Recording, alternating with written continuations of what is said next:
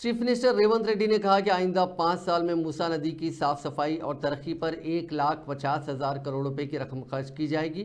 Srilingampally assembly हल्के के गोपनपल्ली में 28 करोड़ की लागत से तामीर करदा फ्लाईओवर के इफ्तिताह के मौके पर मुनक़दा तकरीब से खिताब करते हुए चीफ मिनिस्टर ने कहा कि शहर हैदराबाद में वाक़ मूसा नदी की सफाई और उसके अतराफ के इलाकों को खूबसूरत बनाने और उन इलाकों की तरक्की के लिए मूसी रिवर डेवलपमेंट अथॉरिटी काम कर रही है, जिसके जरिए बहुत जल्द मूसा नदी की सफाई के कामों का आगाज़ किया जाएगा।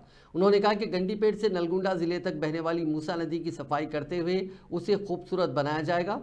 रेवंत रेड्डी ने कहा कि शहर को तरक्की देते हुए यहां अमन-ओ-ज़ब्त की सूरत हाल पर काबू रखने से ही दीगर इलाकों के अवाम यहां रहने और रोजगार हासिल करने की तरजीह देते हैं, जिससे शहर हैदराबाद का नाम आलमी सतह पर शोहरत हासिल करेगा। ఇయాల మురికి కూపంగా మారి ఎక్కడ ఉన్న ప్రపంచంలో ఉన్న చెత్తంతా తీసుకొచ్చి మూసిలేసే పరిస్థితి ఉంది. కాలువలు నాలాలు కబ్జాలు పెట్టుకొని మూసి వైపు వెళ్లాల్సిన నీళ్లను మనము ఎక్కడికక్కడ కబ్జాలతో అడ్డుకోవడంతో ఇయాల మన కాలనీలు అన్ని కూడా చిన్న వర్షం పడ్డ జలమయం అయిపోతున్నాయి.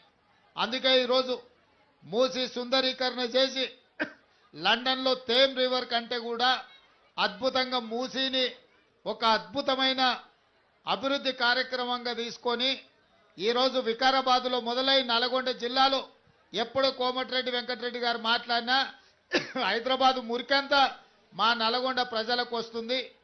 ఆ నీళ్లు కలుషితం అయిపోయి మేము పంటలు పండించుకుంటే మా పంటలు కూడా విషమైపోతున్నాయి. తిన్నా కూడా వాటి వల్ల చాలా అంటు రోగాలు వచ్చే పరిస్థితి ఉందని వారు చెప్పారు. అందుకే ఈరోజు మొత్తం గండిపేట హిమాయత్ సాగర్ ప్రాంతం నుంచి గేట్లు ఎత్తితే నీళ్లు నల్గొండ వరకు ఒక స్వచ్ఛమైన నీళ్లు ఉండాలని, మూసీని అభివృద్ధి చేయాలని, పెద్ద ఎత్తున మూసీ రివర్ డెవలప్మెంట్ చేయాలని ఈరోజు మన ప్రభుత్వం నిర్ణయం తీసుకున్నది.